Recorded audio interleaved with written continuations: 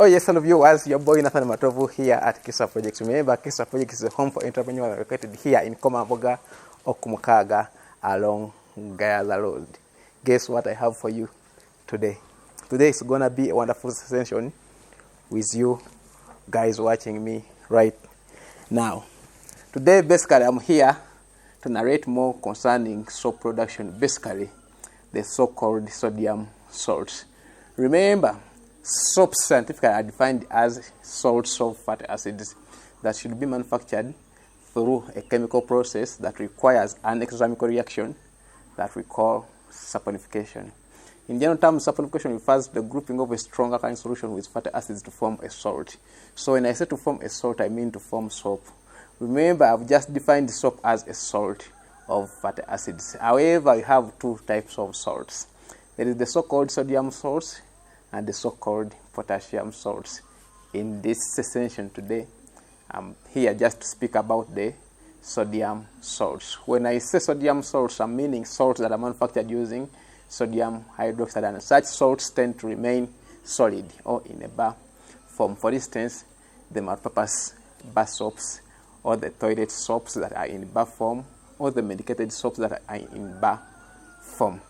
Today, by the end of this video, one of you will learn how to manufacture high quality soap. However, for perfect training and for practical training, we advise you to come here at KISA Projects and you train with us. For you to learn how to manufacture high quality laundry bar soap or multi-purpose bar soap, we charge just Uganda shillings 100,000 or $45. And for you to learn how to manufacture high quality toilet soap, we charge 250,000 Ugandan shillings or $75. Let me take you straight to what has brought me in front of this camera today. Soap. I'll start with the laundry bar soap.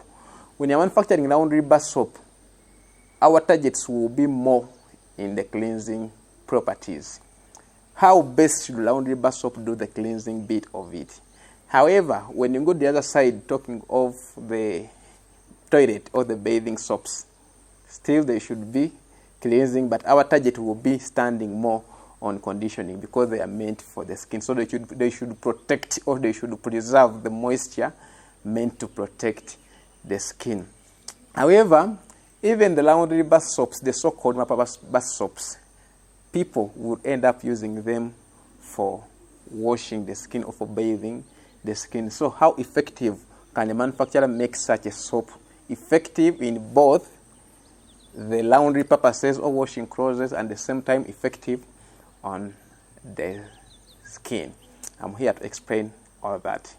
For you to understand the soap production science or the entire knowledge needed in manufacturing high quality laundry bar soap or high quality bar soaps, you have to understand fatty acid science. Fatty acids, the term fatty acid refers to carboxylic acids of long aliphatic chains, and those acids are 8. However, they are subgrouped into 2, 4 of them being saturated and 4 of them being unsaturated. The 4 saturated fatty acids will contribute to the hardness, cleansing, and bubbly lather of the soap. Hardness will refer to the firmness of a soap bar, whereby we already state that a good bar of soap should be strong, but mild and durable. Soap should be strong as you can make it. However, not too strong like a piece of wood or a stone or a hammer. No, not like that kind of nature. It should be with some sort of mildness into it and durable. It should not vary in size after any period of time.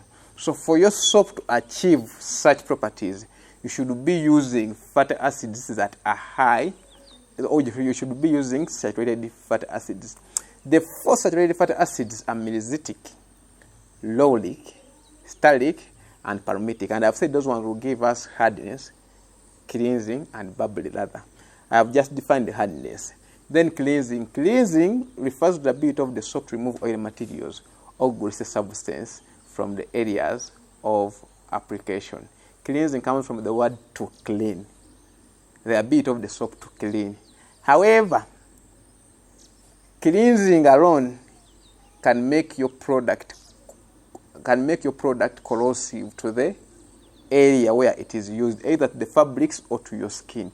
For instance, if your soap has excess cleansing abilities, it will end up being harsh to the places or to the skin where that soap is being used. However, if your soap doesn't have moderate cleansing abilities or sufficient cleansing ability, which means that soap won't be able to clean at all. So, if you're manufacturing multi-purpose bar soap, we should give our soap moderate cleansing abilities, whereby the soap should be performing the cleansing bit of it still in the laundry purpose, and at the same time doing the cleansing on the skin but not affecting the skin itself. Then quite number 3 that we shall get from saturated fatty acid is bubbly lather. So bubbly lather will reflect the cleansing abilities of the soap. The way you hear the word bubbly, bubbly as in bubbles, there is lather in those bubbles. Sorry, there is bubbles in that form, in that lather. So whenever you produce soap, and the soap you have produced produces a lather with bubbles into it, the bigger the size of bubbles in that lather produced by your soap, the more cleansing your soap will be. However, remember I've just told you that the more excess cleansing your soap will be, it means that soap will turn up being harsh to the skin of the user. So we have to regulate the bubbly lather percentages of the soap we are going to manufacture. But first of all, you have to first identify which type of soap are you manufacturing. Are you manufacturing the so-called multi-purpose soap, or the toilet soap, or the so-called bathing soaps? I have 2 soaps here. I'm going to show them to you as I'm explaining. I have one laundry bar soap, or the so-called multi-purpose soap, and I have one toilet soap, or the so-called bathing soap. I want to show you the nature of the foam in both. So in either of these 2 soaps, to differentiate to you the nature of the foam in each of those soaps, the toilet soap and the laundry soap. But before we go into that practical bit of it, let me also first state down the other 4 unsaturated fatty acids. You are at KISA Projects. This is our game. When it comes to soap production, we know what we are doing. So, at the unsaturated fatty acids. The unsaturated fatty acids, there are also 4. These are ricinoleic, linolenic, and oleic. Those are the 4 unsaturated fatty acids. Now, these 4 unsaturated fatty acids will give our soap conditioning. Conditioning refers to the amount of moisture left on the skin after rinsing. A good product should leave the skin oily after rinsing and not dry. Whenever you use a product and leave your skin dry after rinsing, it means that product is washing off the moisture meant to protect your skin. So it's leaving you with like kind of a dead, it's removing water from your skin. So it's like your skin lacks water. So it's like that product is leaving you with a dead skin. In fact, that product is spoiling your skin. Never use it again. You should use a product that has a capability of maintaining the moisture meant to remain on your skin. So for us to achieve conditioning properties in our soap, we have to use unsaturated fatty acids as well. However, the unsaturated fatty acids will also give us creamy lather. Creamy lather stabilizes the nature of the soap lather. Remember, bubbly lather measures the cleansing abilities of the soap. The higher the bubbly lather percentage in our soap, the more cleansing our soap will be, and vice versa. So, if we have higher bubbly lather percentages in our soap, we can regulate them by bringing in creamy lather. So, creamy lather will be kind of neutralizing the strengths of this foam, so that this foam, it can offer the cleansing maybe to the fabrics, maybe to our skin, but doesn't affect our skin in a negative way. So those are the 5 qualities of a good bar soap. However, they end up you can end up modifying them depending on the type of soap you're manufacturing. For instance, for manufacturing, let's say powdered soap, I will target more of cleansing abilities. And on the other hand, if I'm manufacturing, let's say bathing soap, I'll target more of conditioning abilities and less of cleansing abilities. And on the other hand, if I'm manufacturing multipurpose soap or laundry bar soap, I'll target moderate cleansing abilities and moderate conditioning abilities. So here comes the question. How do you know that you have moderate cleansing abilities or high cleansing abilities or moderate conditioning abilities or high conditioning properties?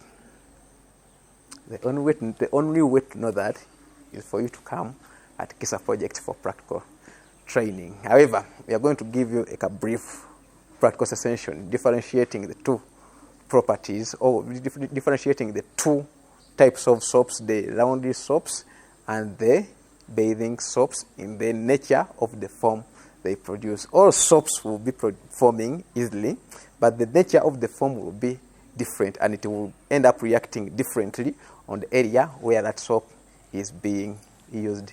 Stay tuned. Let's go where there is water and we start testing our soap. I remain Nathan Matov, your boy here at KISA Projects. You need training? Visit us now. So here you have our two beautiful bars of soap. The white one is the laundry soap. That one is the laundry soap. However, the pink is the toilet soap or the bathing soap. So all these soaps are hard. You can try compress the soaps. You can try to compress them too strong so that we can see if at all they are hard. Compress. Are you compressing strongly? Can you punch? Can you punch the soap and we see? You can feel that the soap is strong. Yeah. Also, you can try to punch the other soap. You see, these soaps are strong, highly strong, but mild, not too hard like a piece of wood. So you can try to cut a slice from the laundry bar soap. You can try to cut a slice so that you can use it in washing. We are going to get two fabrics and we try to wash them using two different soaps. The pink one, which is the toilet soap, that one, and then the white one, which is the laundry soap. Yeah. All these soaps are just samples. We picked them from the KISA projects, and now we are trying to use them in this video to show you the difference in the nature of foam produced by each soap. So now we can carry our container and we got the borehole, fetch water, and we try to use each of these soap for washing to see the difference.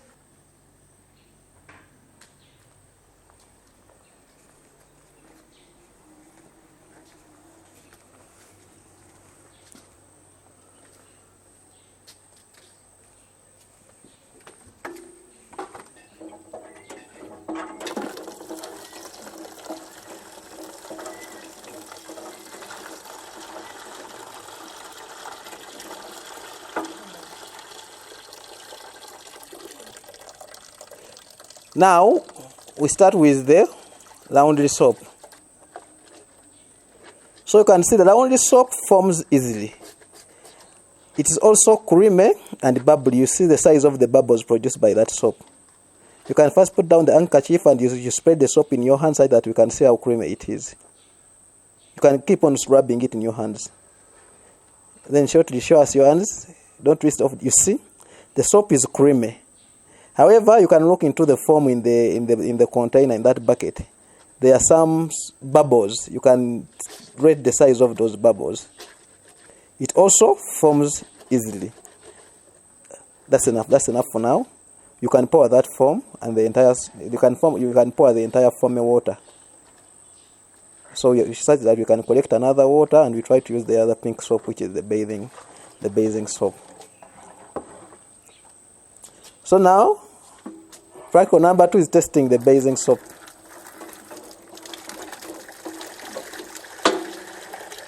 You see, this is the pink soap. Okay, now put it under wash.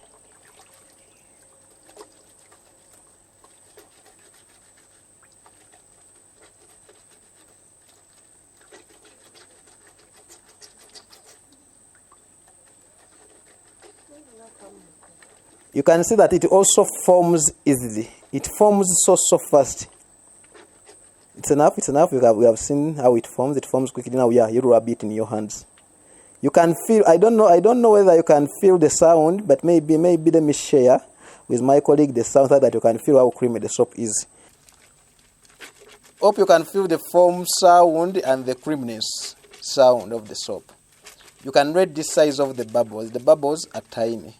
So keep on rubbing the soap onto the cloth so that you can see the entire foam. Give that water too much foam so that you can rate the foam. Hope what we are explaining now is trying to give to you meaning. So you see the size of the foam in this other brown soap is tiny and the soap is so creamy. So that one differentiates between the conditioning, creamy lather, cleansing, and the bubbly lather of the soap. So, hope you have understood these two differentiations very well. The difference between toilet soap and laundry bar soap. It's enough? It's enough, thank you. Yes, you have seen the difference between laundry bar soap and toilet soaps. So such trainings, you can acquire them here at KISA Projects, and our trainings are done practically. When you come and train with us, we give you the entire science knowledge concerning soap production.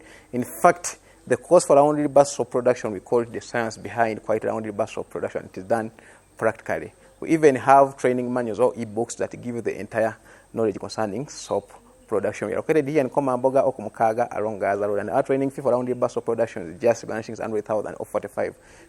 On the other hand, training fee for toilet soap or bathing soap is $75 or $250,000. You can give us a call on +256 752 49 2194 or +256 779 593452. Our WhatsApp number is +256 752 49 2194. You can still hire a trainer to come and train you from your home. However, that kind of package will attract higher rates.